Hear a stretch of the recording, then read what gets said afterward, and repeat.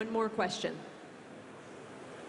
What were some of your influences back when you were a child to get into the music industry? Was it melodic, psychedelic rock like Pink Floyd, or was it groundbreaking rock like Led Zeppelin? What was it? Well, for me, I hated piano lessons. I finally got to quit.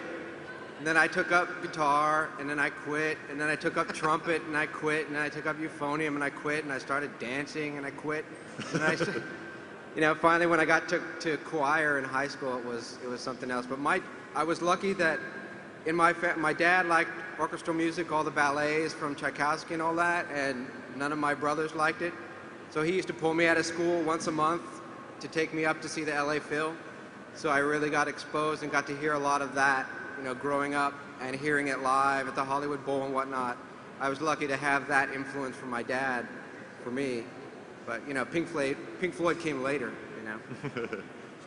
I'd like to throw that question actually to Tommy before we go. And the question was, what were your musical influences before you started being a professional musician? Who inspired you to join this business?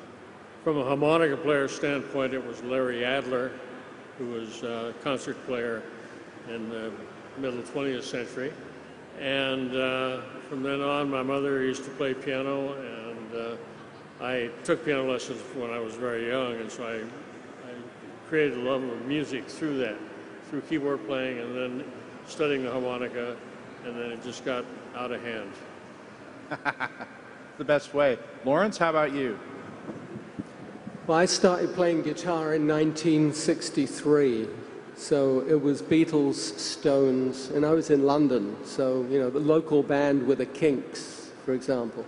But I kind of developed my musicianship along with, like Clapton came along, and then Hendrix, and then it was just this constant influx of stuff, So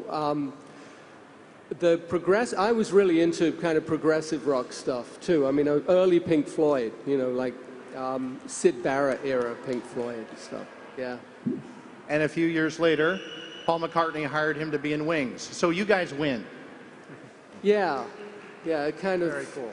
I mean, for me, it was kind of. I got to work. I've worked with a lot of my idols. I've worked with like The Who and Zeppelin and Floyd and Beatles and just those players. It's just an amazing experience for me.